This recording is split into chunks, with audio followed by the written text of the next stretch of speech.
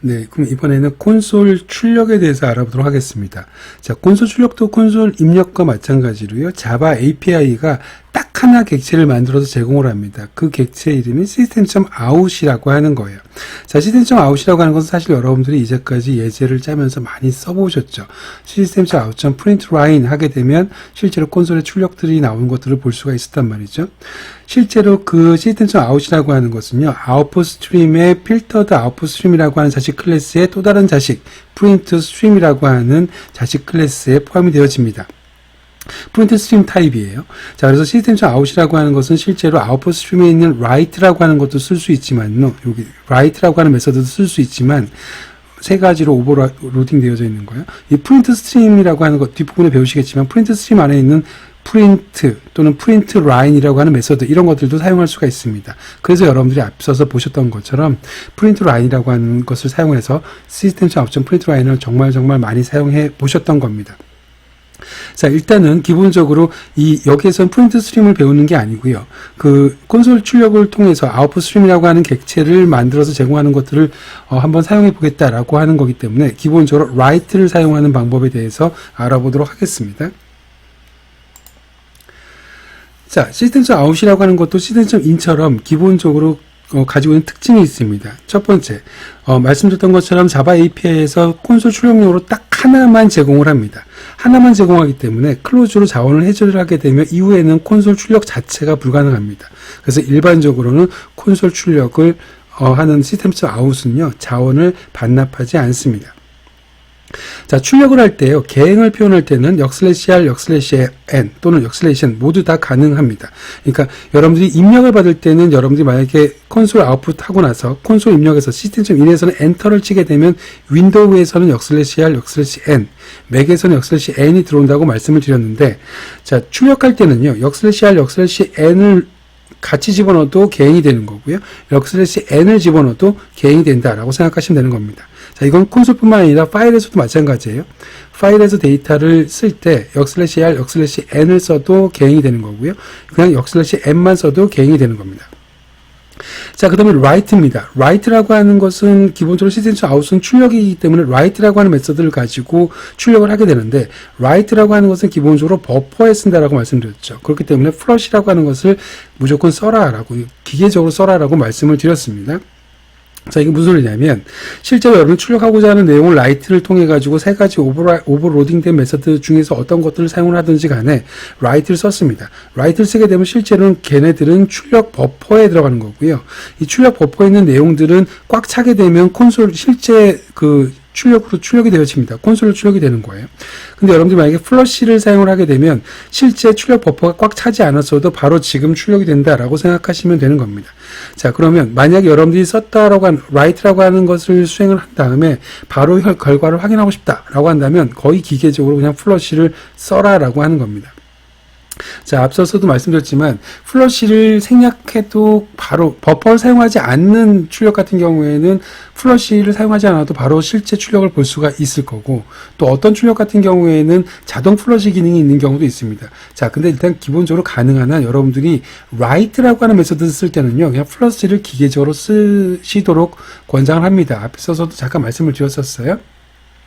자, 일단 보도록 하겠습니다. write 플러스 flush입니다. 자, 일단 output stream이라고 하는 것으로 system.out이라고 하는 놈을 그대로 가져서 썼습니다. 객체를 생성한 게 아니라 API에서 이미 만들어서 딸랑 하나 제공하는 그 객체를 그대로 그냥 아웃풋 스트림에다 집어넣은 거죠. 자, 그 상태에서 이 아웃풋 스트림에다가 write 메서드를 사용해서 A라고 하는 내용을 썼습니다. 자, 이렇게 되게 되면 이 A라고 하는 놈은 출력 버퍼에 들어가는 거고요. 이 출력 버퍼를 플러시를 하게 되면 실제로 콘솔로 출력이 된다라고 생각하시면 되는 겁니다. 자, 오른쪽도 마찬가지입니다. 자, 근데 여기 A라고 하는 것은 아스키 코드 값으로 65의 값을 갖는 거거든요. 어차피 write라고 하는 값은 int 값을 받는 거잖아요. int 값 4바이트를 받아서 실제 writing 되는 값은 하위 1바이트라고 말씀드렸죠. 그럼 A라고 하는 것은 어차피 65이기 때문에 하위 1바이트 안에 표현되는 값이거든요. 여기는 65라고 하는 거가. 265가 넘어가야지 뭐 이쪽으로 넘어갈 거란 말이죠. 부호까지 따진다고 친다면 마이너스 128부터 플러스 127까지는 다 여기 1바이트로 표현되는 값이잖아요. 근데 어차피 얘는 인트이기 때문에 0부터 다 플러스라고 치면 0부터 255 값이에요. 여기 안에 들어가는 값들은. 거기 안에 들어가는 모든 값들을 그대로 출력할 수 있다라고 생각하시면 되는 겁니다.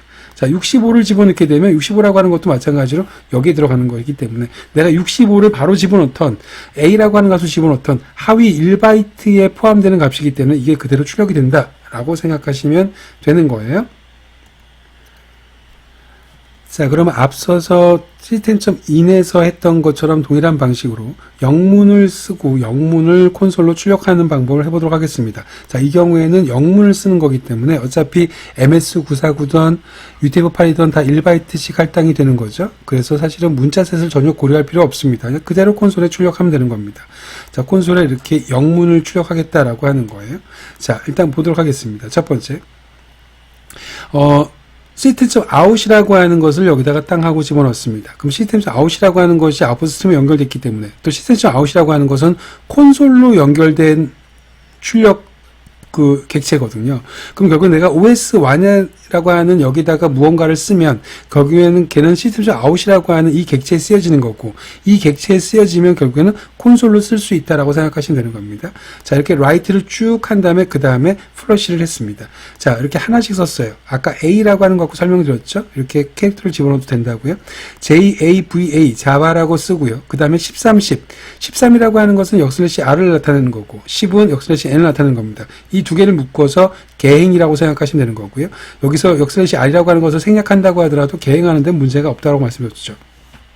이렇게 라이트를 하게 되면 기본적으로는 버퍼에 쌓일 거고 그 버퍼에 있는 내용들을 한꺼번에 출력을 실제 하기 위해서는 플러시를 하게 되면 되는 거죠. 그래서 플러시를 하게 되면 실제로 자바라고 하는 것이 콘솔에 출력이 될 수 있다라고 하는 겁니다. 자, 여기도 지금 플러시에 대한 내용이 있는데요. 사실은 이 플러시에 대한 내용을 이렇게 생각하시면 좋겠습니다. 되게 케이스가 상당히 많습니다. 이 플러시라고 하는 놈이 자동으로 플러시가 되는 케이스가. 예를 들어 보면 여기에서 지금 이 플러시를 여러분들이 삭제를 한다고 하더라도요. 이거 삭제한다고 하더라도 자바가 콘솔에 출력이 됩니다. 왜 그러냐면 이 라인 피드라고 하는 역슬래시 n이라고 하는 것이 들어가게 되면 자동으로 또 오토 플러시가 돼버려요. 그러니까 이 경우에는 플러시가 없어도 동작을 한다라고 하는 거죠. 그럼 만약에 얘도 없고 얘도 없으면 화면에는 나오지 않습니다. 그러면 결국에는 라이트, 역슬래시 n이라고 하는 놈이 있으면 플러시를 생략해도 되고 역슬래시 n이 뭐 이게 없으면 플러시를 반드시 써야 되고 이렇게 그냥 이것저것 생각하지 마시고요. 이런 자동 조건들이 되게 많습니다. 내부적으로 버퍼를 사용하지 않는 경우에는 플러시라는 것이 사실은 필요가 없는 거고 여기서 설명드렸던 것처럼 라이트, 역슬래시 n이 포함된 경우에는 자동으로 플러시가 되는 거고 또 마찬가지로 바이트 배열을 사용하는 경우에는 또 자동 플러시가 되거든요. 그러니까 이렇게 케이스가 되게 많습니다. 이걸 어떻게 다 외워요? 다 외울 필요도 없고요. 그냥 여러분들 플러시를 그냥 자동으로 써준다고 생각하시면 되는 겁니다. 심지어 어떤 경우에는요, 클로즈라고 하는 놈을 자원을 반납하게 되면 또 자동 플러싱이 된단 말이죠. 그러니까 다시 한번 정리합시다. 이것만 정리하고 더 이상 얘기하지 않을게요. 라이트를 쓰는 경우에는요, 자동 플러시가 되든 안 되든 그냥 기본적으로 플러시를 쓰는 버릇을 들여라 라고 생각하시면 될 것 같습니다. 자, 아무튼 여기서는 자바라고 하는 글자가 그대로 쓰여질 거고 거기에 추가적으로 캐리지 리턴, 다시 말해서 라인 피드랑 캐리지 리턴이라고 하는 13, 10이라고 하는 값을 집어넣기 때문에 엔터 값이 입력된 거죠. 그래서 자바라고 하는 입력이 들어간 상태로 엔터 값이 들어가서 다음에 커서가 깜빡깜빡 거리고 있을 겁니다. 자, 그럼 나머지 두 가지 라이트 메소드도 마찬가지로요. 기본적으로 시스템.out이라고 하는, 여기 있는 시스템.out이라고 하는, 요게, 그 객체를 그대로 아웃풋 스트림에다가 매핑을 했고요. 이 OS라고 하는 거가. 자, 그 다음에 hello라고 하는 것을 getbytes로 만들었습니다. getbytes로 해서 이게 디폴트 캐릭터 셋이 들어갈 텐데, 디폴트 캐릭터 셋이 무엇이냐는 사실 중요하지 않죠. 영문이기 때문에. 자, 그러면 이 hello라고 하는 것이 쪼개져서 바이트 배열로 들어갈 거고요. 이 바이트 배열을 write를 했습니다. 자, 그럼 write를 하게 되면 그대로 그냥 화면에 이 hello라고 하는 놈이 나올 거고요. 거기에서 역슬래시 n을 집어넣었어요. 역슬래시 n이라고 하는 것만 집어넣어도 개행이 된다 그랬었죠.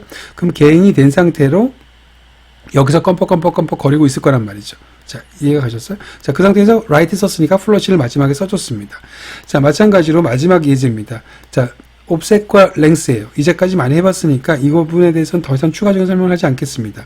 자, 바이트 배열이 이만큼 들어가 있고 옵셋이라고 하는 것은 결국에 옵셋과 랭스는 기본적으로 바이트 배열을 기준으로 한다고 했으니까 여기서부터 7칸은 띄워놓고요. 이게 옵셋입니다. 자, 그 다음에 8개를 읽어라는 소리입니다. 여기서부터 시작해갖고 8개를 읽어라.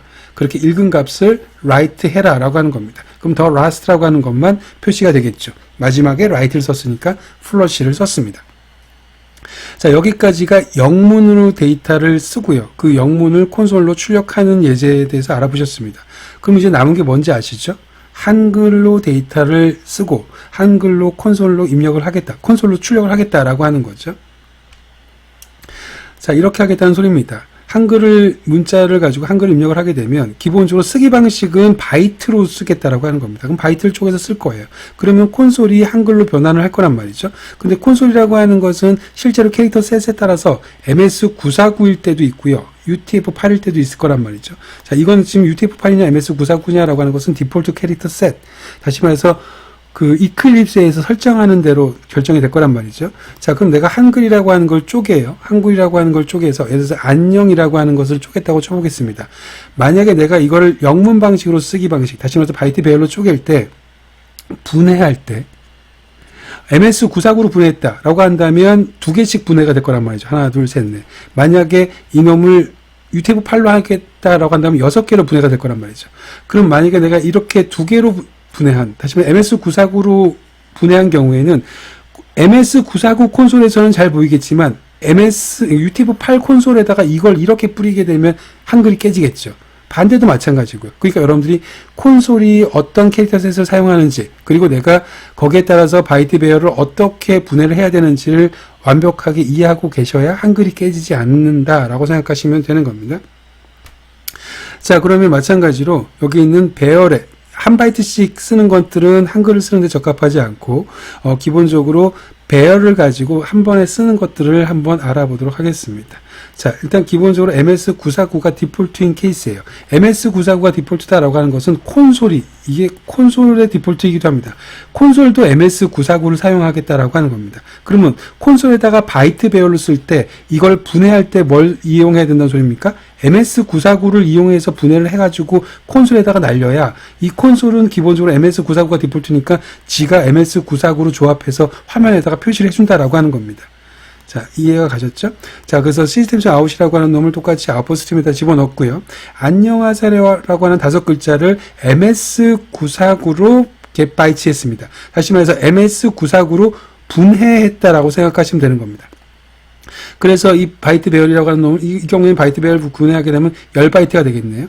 그 놈을 write를 했습니다. 그리고 계획 문자를 했어요.